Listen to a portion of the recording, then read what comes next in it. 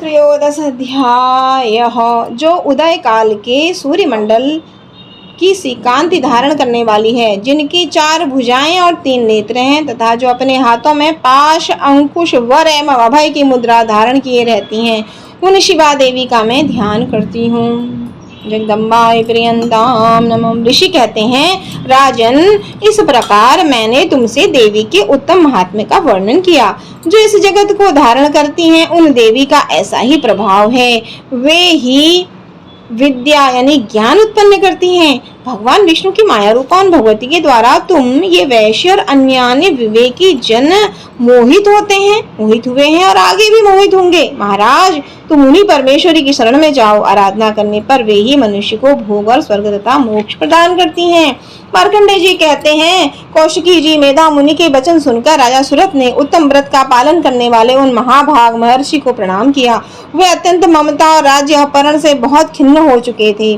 महामुने, इसलिए विरक्त होकर वे राजा तथा वैश्य तत्काल तपस्या को चले गए और वे जगदम्बा के दर्शन के लिए नदी के तट पर रहकर तपस्या करने लगे। वे वैश्य उत्तम देवी सूक्तम का जप करते हुए तपस्या में प्रवृत्त हुए। वे दोनों नदी के तट पर देवी की मिट्टी की मूर्ति बनाकर पुष्प, धूप और हवन आदि के द्वारा उनकी आराधना करने लगे। उन्होंने पहले तो आहार को धीरे धीरे कम किया, फिर बिल्कुल निराहार रहकर देवी में ही मन लगाए एकाग्रता पूर्वक उनका चिंतन आरंभ किया।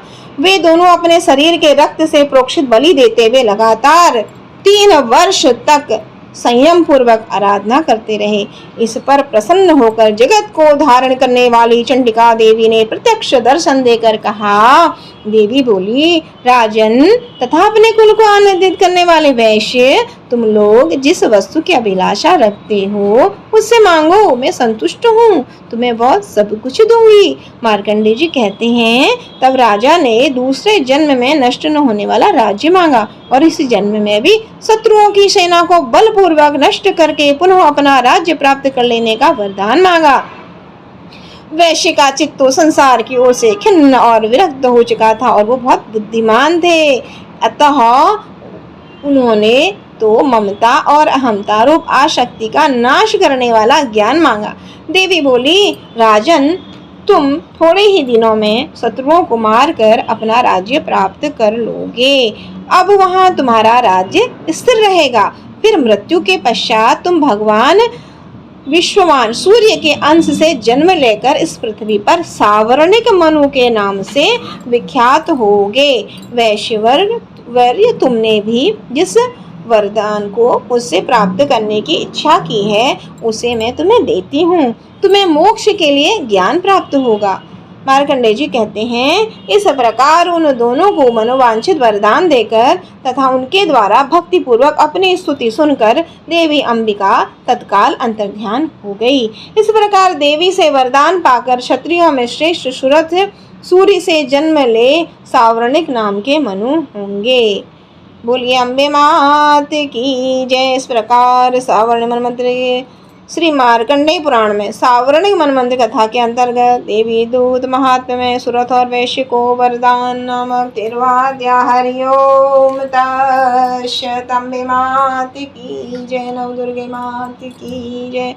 तेरी ज्योत जले, तेरा भोग लगे, तेरी हो रही जय जयकार। अम्बे माई मेरी दर्शन दे के बाद, मामाई मेरी दर्शन दे के बाद। जयकारा शेरावाली दा बोल साचे दरबार की जय। जगदम्बाय प्रियंताम नमः।